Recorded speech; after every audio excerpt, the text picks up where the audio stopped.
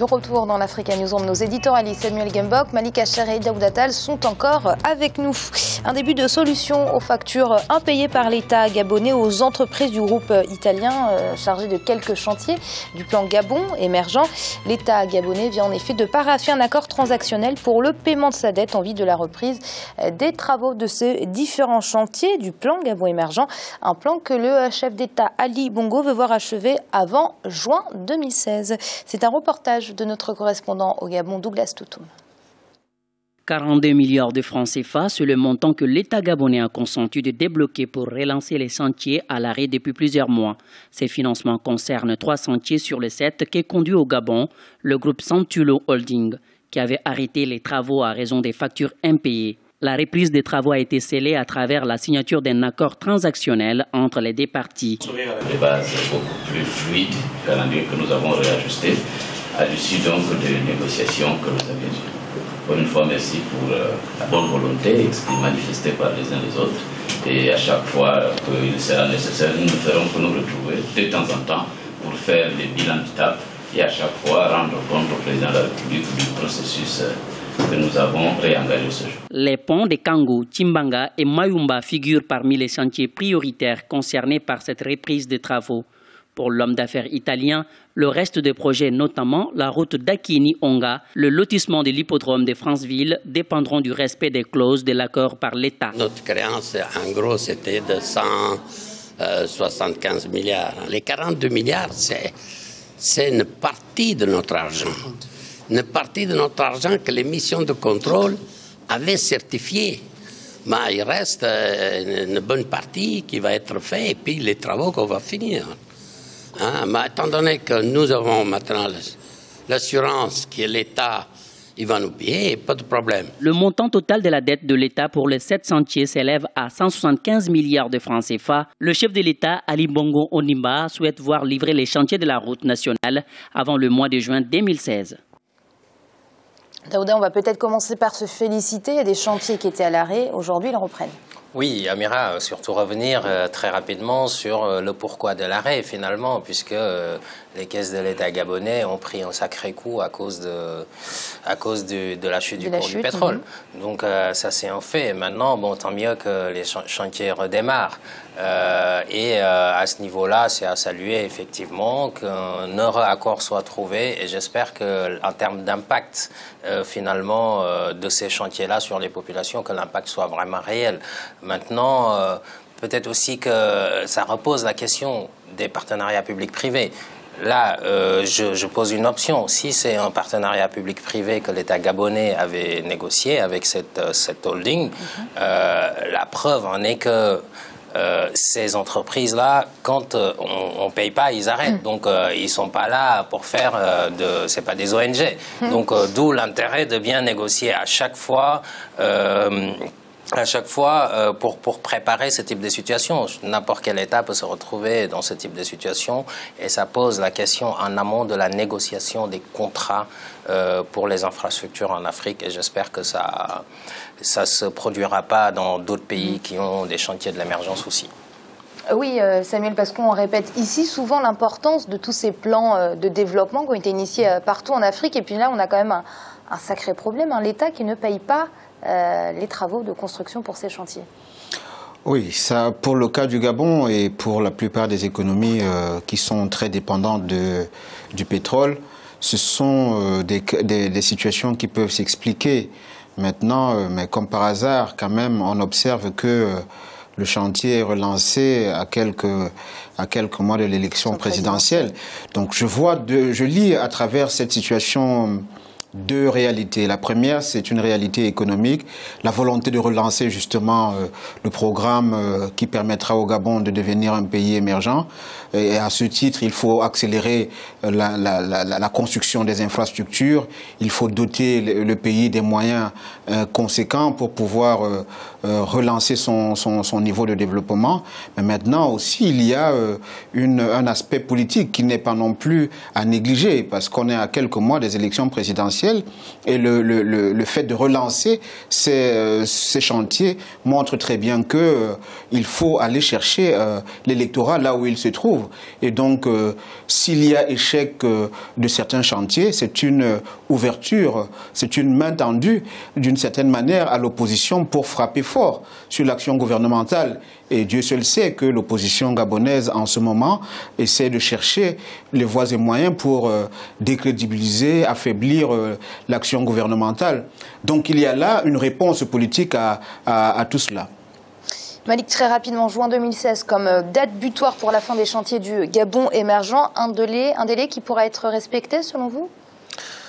Le pouvoir a tout intérêt à respecter ces délais. Justement, Samuel vient de faire référence à l'élection présidentielle qui se profile pour avoir un peu plus de crédit auprès de la population. Donc c'est, je dirais, nécessaire pour le pouvoir. Je ne suis pas sur le chantier pour voir où on est exactement le taux d'avancement, mais c'est une nécessité de déterminer, rien que pour l'essor de l'économie gabonaise. Une chose, juste rapidement, c'est que on n'a pas les termes du contrat, on ne sait pas s'il y a eu des concessions. C'est un accord qui a été trouvé assez rapidement. Finalement, l'État gabonais qui n'avait plus d'argent et tout d'un coup, qui là peut financer d'un coup ces projets-là, alors que la baisse du baril se fait sortir sur le marché, même si on est autour maintenant de 49-50 $ sur les cours du Brent. Donc je suis un peu perplexe par rapport à cela, oui. Depuis la rentrée 2015, tous les enfants âgés de 6 à 16 ans au Côte d'Ivoire ont rejoint les bancs de l'école, et ce de façon obligatoire. Une mesure qui a demandé aux autorités le déblocage de 700 milliards de francs CFA. Arwa Barkala. 50%, c'est le taux d'analphabétisation des Ivoiriens selon l'UNESCO. L'objectif pour les autorités est de ramener ce taux à 35%. Pour y parvenir, le président Alassane Ouattara a décrété en août 2015 et en prévision de la rentrée 2015-2016 l'école obligatoire pour les Ivoiriens de 6 à 16 ans. Mais pour les acteurs de l'enseignement privé, l'État risque de manquer de moyens. L'État affecte beaucoup d'élèves dans les établissements privés. Plus de 50% des élèves en 6e dans le privé. Mais là où nous avons des problèmes, c'est que l'État paye à son rythme.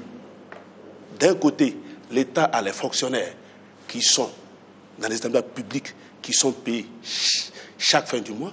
Et chez nous, l'État paye ses frais de scolarité quand tu le veux. Ça désorganise notre comptabilité. Et il y a une convention qui existe. Si l'État paye à temps, nous sommes prêts à accompagner l'État. 700 milliards de francs CFA ont déjà été mobilisés pour la mise en œuvre de cette mesure. Mais pour les autorités, l'objectif est également de sensibiliser les parents de certaines régions reculées. L'école doit être obligatoire. Il y a des parents aussi, certes, qui sont pauvres, mais il y en a qui ont des moyens et qui n'envoient pas leurs enfants à l'école. On peut être dans un milieu rural, avoir sa plantation, avoir les moyens et laisser sa fille, particulièrement les jeunes filles, sont laissées pour compte. Qu'est-ce qu'ils ont dit? Et c'est pour ça que la société civile a pris ce projet à bras le corps pour pousser justement les parents à mettre leurs filles à l'école. Et je pense que c'est une bonne chose que l'école soit obligatoire pour les jeunes filles comme pour les jeunes garçons. La scolarisation des enfants de 6 à 16 ans s'inscrit également dans le cadre des objectifs de développement durable auxquels ont souscrit les États membres de l'ONU pour faire la promotion de l'égalité des sexes et l'accès à une éducation de qualité. Daouda, on ne peut que saluer cette mesure qui a été récemment prise par les autorités ivoiriennes, mais on en revient au constat que vous faisiez tout à l'heure, des indicateurs macroéconomiques qui sont au vert et des indices de développement qui sont très bas, 50% de taux d'analphabètes en Côte d'Ivoire. Tout à fait, Amira, et je pense que l'école obligatoire, ça ne peut qu'être salué, puisque c'est la base même du développement. On peut le voir à travers le système bancaire, quand on ne peut pas lire un compte bancaire, bien sûr, qu'on ne va pas forcément ouvrir un compte, donc ce qui fait que le taux de bancarisation baisse. On peut le voir à travers l'agriculture, par rapport aux méthodes qui sont utilisées. On peut le voir à travers les services à différents niveaux. Donc heureusement là qu'il y a une politique visionnaire de la part du président Ouattara, et c'est à saluer, l'école obligatoire est non seulement c'est une politique volontariste. En même temps, l'État met les moyens.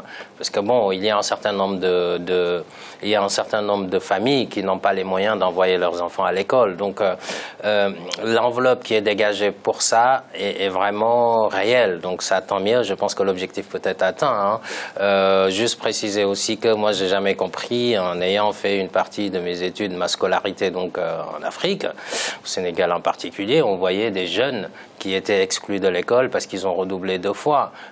S'il y a 100% en classe primaire, en 6e classe primaire de base, peut-être il y aura juste 50% qui iront au collège. Et ensuite, il y aura peut-être 25% de ces 100% qui iront à l'université.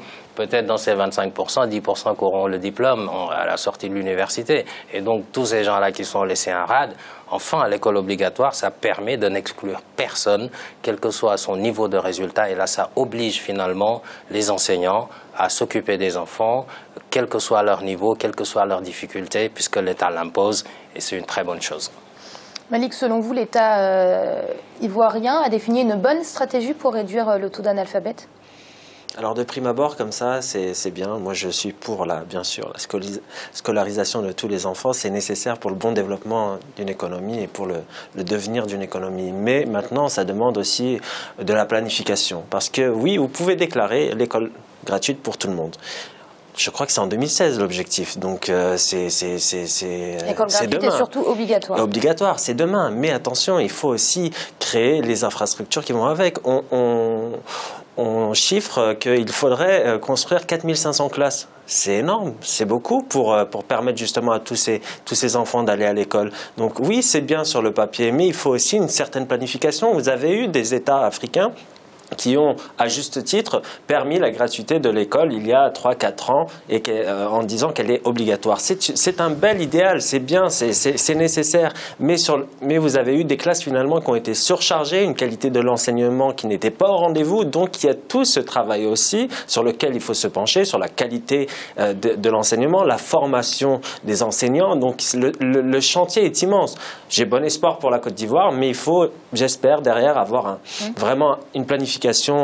Et peut-être mettre en place des mesures pour sanctionner les parents qui ne scolariseraient pas les enfants. Aussi parce que vous avez des parents qui n'ont pas les ressources nécessaires, qui ne peuvent pas se permettre de ne pas avoir leur enfant pour les aider. Par exemple, là, ça a été dans les plantations, mais vous avez aussi des enfants qui travaillent à partir de 10, 11 ans comme domestiques. Donc c'est difficile aussi pour les parents de faire un choix. C'est pas de gaieté de cœur qu'ils renvoient leurs enfants pour ramener de quoi se nourrir pour le mois. Donc oui, il y a aussi ce processus-là à mettre en place.